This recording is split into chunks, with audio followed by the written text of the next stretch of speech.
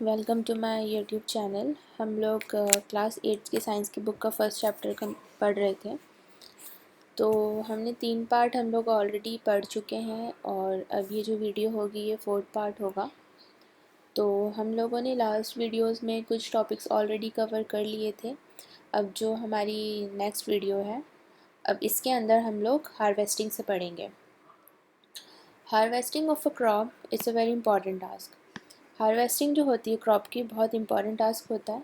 The cutting of crop after it is mature is called harvesting. जब हमारी ये crop अच्छी तरह से उग जाती है तो उस प्रोसेस को हम लोग क्या बोलते हैं, harvesting. In harvesting crop are pulled out और cut close to the ground. It usually take 3 to 4 months for cereal crop to mature. जो हमारी सीरियल की जो क्रॉप होती है उसको पूरी तरह से बनने में कितना वक्त लगता है, 3 से 4 मंथ्स लगते हैं। Harvesting in our country is इधर done by manually, by sickle और बाय मशीन कॉल्ड हार्वेस्टर। हमारी कंट्री में 2 तरह से हार्वेस्टिंग होती है। या तो वो मैनुअली होती है सिकल की हेल्प से, या फिर एक मशीन आती है उसको हम क्या बोलते हैं, हार्वेस्टर, उसकी हेल्प से की जाती है। In the harvested crop, the grain seed need to be separated from the calf. जो हमारे सीड्स होते हैं उसको हमें जो उसका भूसा होता है उससे अलग करना होता है। This process call threshing. उस प्रोसेस को हम लोग क्या बोलते हैं, threshing. This is carried out with the help of machine called combine which is in fact a harvester as well as a thresher. और इस प्रोसेस को हम लोग किसकी हेल्प से करते हैं, कंबाइन से और हार्वेस्टर से भी करते हैं। इनफैक्ट वो हार्वेस्टर ही होता है और उसको हम थ्रेशर भी बोलते हैं। Farmer with small holding of land do the separation of grain and chaff by winnowing. ये विनोइंग मशीन है। अब नेक्स्ट टॉपिक है हमारा storage. Storage of produce is an important task. If the harvested grain are to be kept for a long time, they should be safe from moisture, insect, rat and microorganism.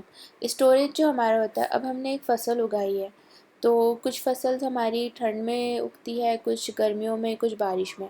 But हम लोगों को अगर जो rainy season की हमारी फ़सल है तो उसको हमें विंटर सीज़न में भी कंज्यूम करना है, तो उसके लिए हमें क्या करना पड़ेगा, स्टोरेज करना पड़ेगा। जो हमारे कोल्ड स्टोरेज होते हैं तो वो यही काम करते हैं।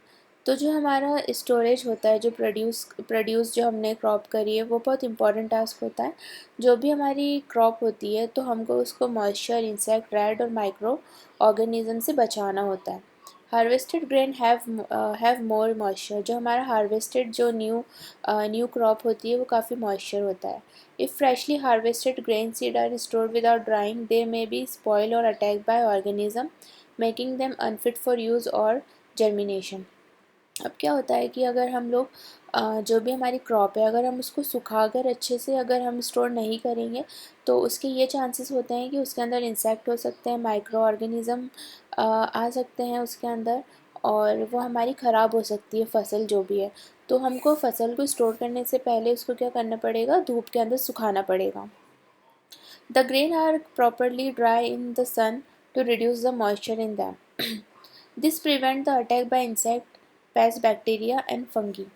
तो सुखाने की प्रोसेस हम लोग इसलिए करते हैं कि उसमें इंसेक्ट, बैक्टीरिया और फंगस ना लगे।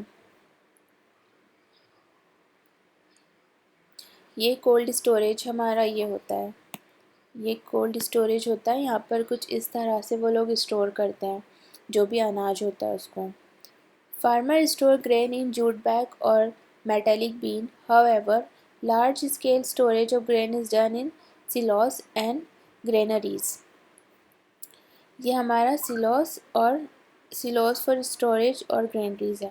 अगर हमारा बहुत लार्ज अमाउंट में अगर क्रॉप है तो हम उसको इस तरह से स्टोर करेंगे। अदरवाइज़ अगर हमारा कम स्टोरेज है, लाइक हमारी क्रॉप थोड़ी कम है, तो हम उसको इस तरह से जूट बैग्स के अंदर हम लोग कंज्यूम कर सकते हैं।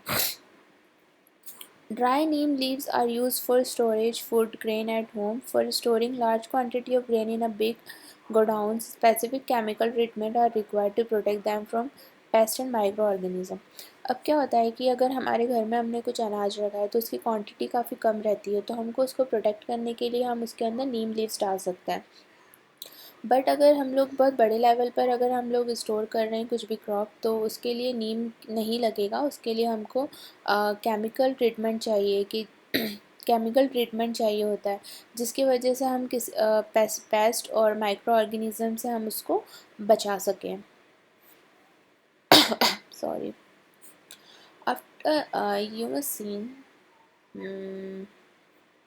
okay.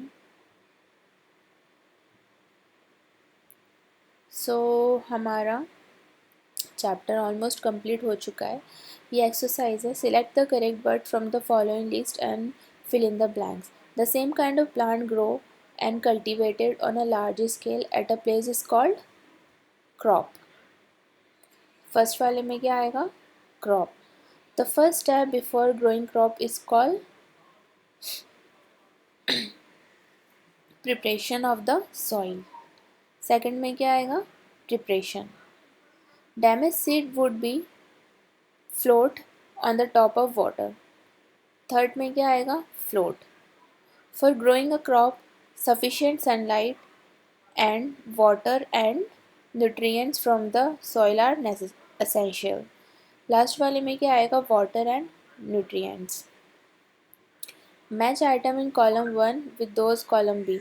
खरीफ क्रॉप। खरीफ क्रॉप क्या होती है हमारी? हम लोग यहाँ पर जाएंगे, मैच द कॉलम है, तो हमारी खरीफ क्रॉप का हमको एग्जाम्पल बताना है। सो थोड़ा ऊपर जाना पड़ेगा।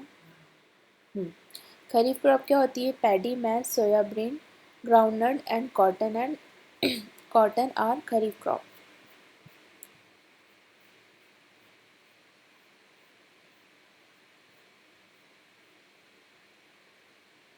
Paddy and maize. फर्स्ट वाला क्या होगा? Paddy and match.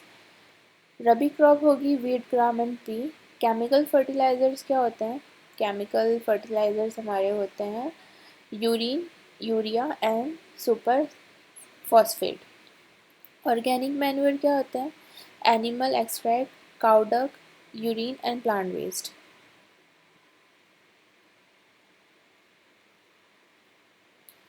आज की वीडियो में इतना ही। नेक्स्ट चैप्टर हम लोग नेक्स्ट वीडियो में कंप्लीट करेंगे। क्लास 8 की साइंस का फर्स्ट चैप्टर आज पूरा कंप्लीट हो चुका है। इसके 5 पार्ट्स बने हैं, सॉरी 4 पार्ट्स बने हैं इसके। तो आप वन बाय वन सारे पार्ट्स देखना, मैंने एक प्लेलिस्ट बना दी है, तो उसके अंदर आपको सारे पार्ट्स मिल जाएंगे। एंड प्लीज़ लाइक करें, सब्सक्राइब करें और सारी वीडियोज़ एक बार देखें। Thank you for watching.